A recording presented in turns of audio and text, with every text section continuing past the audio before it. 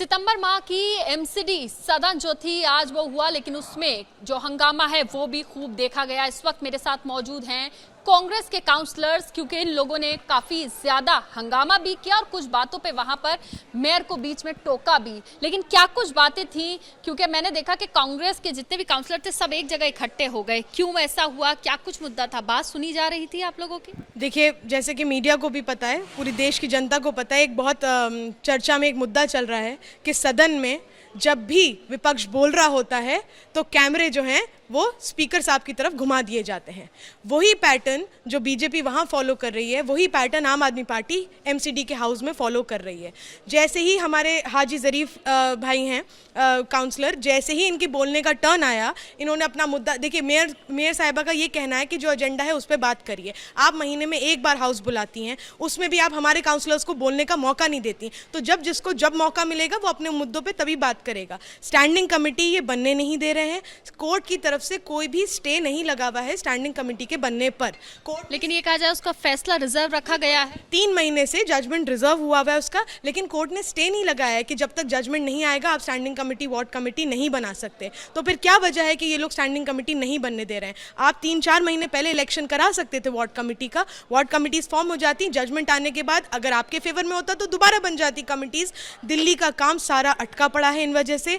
मेरा जो वार्ड है, वार्ड 188 अबुल फजल एन्क्लेव सेंट्रल जोन का पार्ट है, वहाँ पे जो कूड़ा उठाने की गाड़ी है उसका जिस कंपनी को टेंडर है वो ख़त्म हो चुका है। वो एक्सटेंशन पे चल रही है 1 साल से, अगले महीने उसका वो एक्सटेंशन पीरियड भी ख़त्म हो रहा है। आप मुझे बताइए, 25 वार्ड में 1000 टन डेली का कूड़ा आता है, वो कूड़ा कौन उठाएगा? सेंट्रल जोन का जिम्मेदार कौन होगा? अब एमसीडी में भी आम आदमी पार्टी की सरकार है। ये कौन सी स्वच्छ दिल्ली का मॉडल है जो दुनिया में एक निराला मॉडल सिर्फ यहीं देखने को मिल रहा है, जिसमें सिर्फ और सिर्फ कूड़े के ढेर हैं और कुछ नहीं। वोट के फंड को लेकर मैंने देखा था हाथ में एक प्ले कार्ड था आपके और आप खड़े हो गए थे। जी हाँ, यही वो प्ले कार्ड था।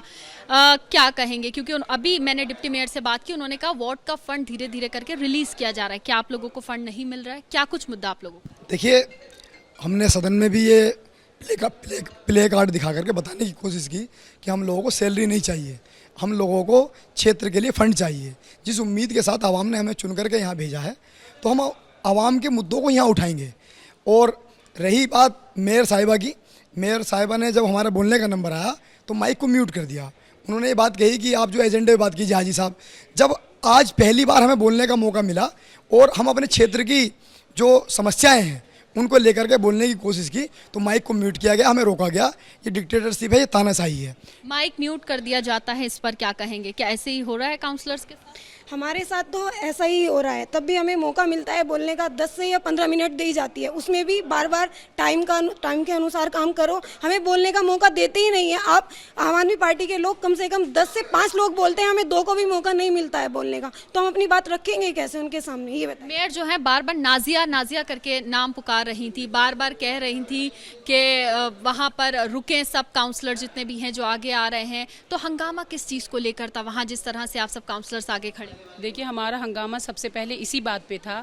आपने देखा होगा जो एजेंडा हमें मिला है वो सितंबर के साथ साथ जो पहले के मंथ हैं उनका भी मिला है, यानी जुलाई, अगस्त और जो है अप्रैल का, ठीक है। उसमें बीच में जून का नहीं है, क्योंकि हर बार जो है वो सभा चल नहीं पाती है और पीछे वाले इशू जो हैं वो आगे हमें रखने पड़ते हैं, सभा स्थगित हो जाती है।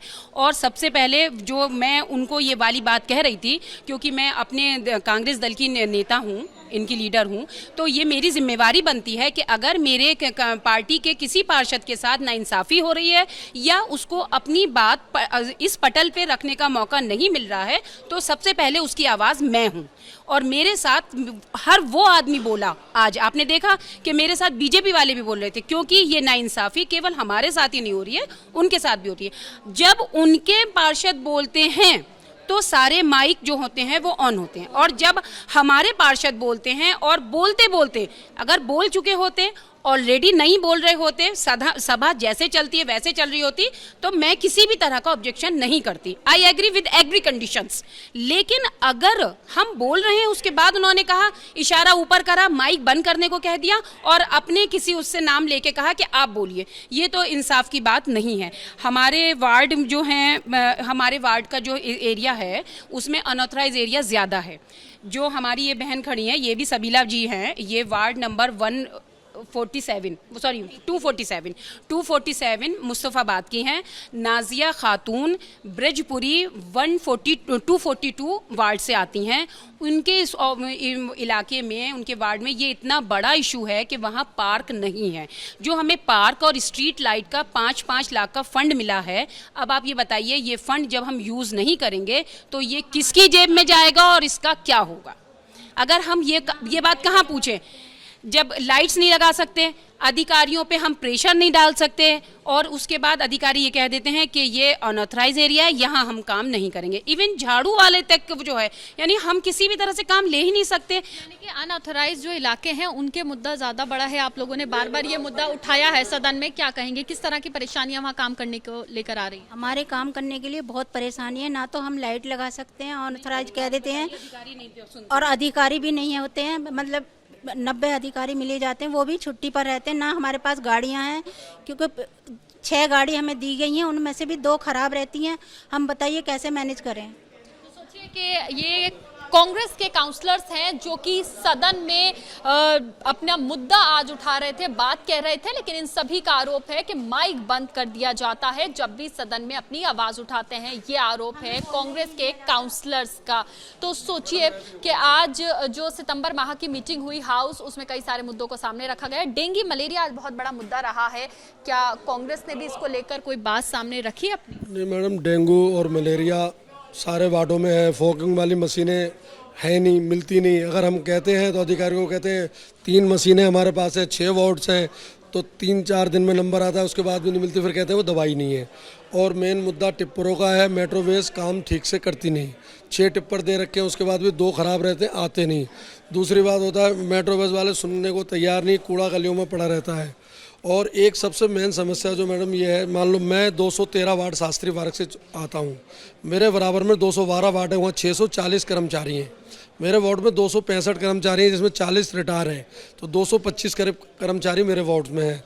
अब उसमें समस्या क्या होता है, अगर हम अनऑथराइज हमारा एरिया आता है तो अनऑथराइज से हम हाउस टैक्स ले रहे हैं, 5-5 लाख रुपए का हाउस टैक्स भेज देते हैं। तो जो अप्रूव्ड को सुविधाएं अनऑथराइज क्यों नहीं? कूड़ा जबकि सबसे ज़्यादा अनऑथराइज में कूड़ा होता है, तो वहाँ सफाई नहीं हो पाती। अप्रूव्ड में कूड़ा कम होता है, वहाँ टिप्पर लोग बैठे रहते हैं, तो हमारी सुनवाई, हम इसको लेके मुद्दे रखते हैं, फिर हमारे संग साथी का मैक बंद कर दिया जाता है। बताओ हम किसको कहें? देखिए यहाँ आरोप जो है जी, यहाँ आरोप जो है वो विपक्ष लगा रहा है। एमसीडी हाउस में जब भी कार्रवाई होती है तो उन्हें बोलने नहीं दिया जाता, माइक बंद कर दिया जाता। जो मुद्दे हैं जिन पर बात होनी चाहिए उन पर बात नहीं हो पाती है। कैमरा पर्सन अजीत चाकू के साथ मदीहा खान, एबीपी न्यूज़, दिल्ली।